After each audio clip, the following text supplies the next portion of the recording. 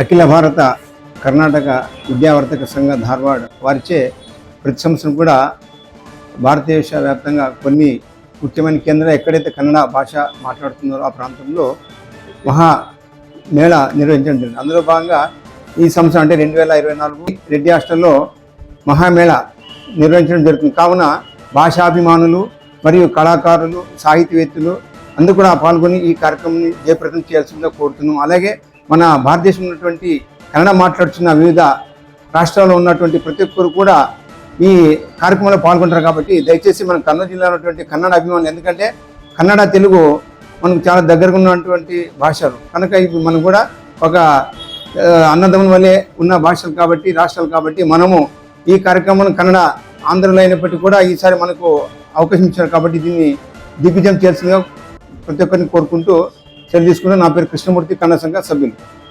ಗುರುಬಸವರಾಜ ಆಧುನಿ ಕನ್ನಡ ಸಂಘದ ಕಾರ್ಯದರ್ಶಿ ಮಾತಾಡ್ತಾ ಇದ್ದೀನಿ.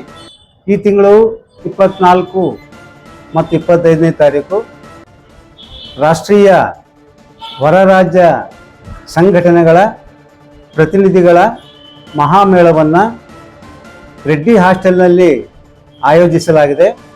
ಇದನ್ನು ಕರ್ನಾಟಕ ವಿದ್ಯಾವರ್ಧಕ ಸಂಘ ಧಾರವಾಡ, ಆಧುನಿ ಕನ್ನಡ ಸಂಘ, ಕರ್ನೂಲು ಜಿಲ್ಲೆಯ ಇತರ ಕನ್ನಡ ಸಂಘಗಳು ಮತ್ತು ಎಲ್ಲ ಕನ್ನಡಾಭಿಮಾನಿಗಳು ಕಲಿತು ಈ ಮಹಾಮೇಳವನ್ನು ಆಯೋಜಿಸಲಾಗಿದೆ.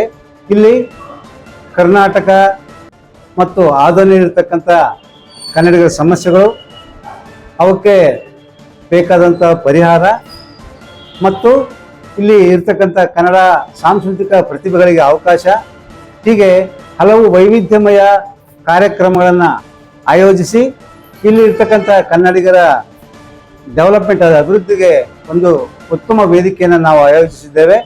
ದಯವಿಟ್ಟು ಎಲ್ಲರೂ ಕೂಡ 24 ಮತ್ತು 25ನೇ ತಾರೀಕು ರೆಡ್ಡಿ ಹಾಸ್ಟೆಲ್ನಲ್ಲಿ ಸಮಾವೇಶಗೊಂಡು ಈ ಸಭೆಯನ್ನು ಯಶಸ್ವಿ ಮಾಡಬೇಕು ಅಂತೇಳಿ ಕನ್ನಡ ಸಂಘದ ಪರವಾಗಿ ನಾನು ಈ ಮೂಲಕವಾಗಿ ನಿಮ್ಮೆಲ್ಲರೂ ಕೂಡ ವಿನಂತಿಯನ್ನು ಮಾಡಿಕೊಳ್ತಾ ಇದ್ದೇನೆ.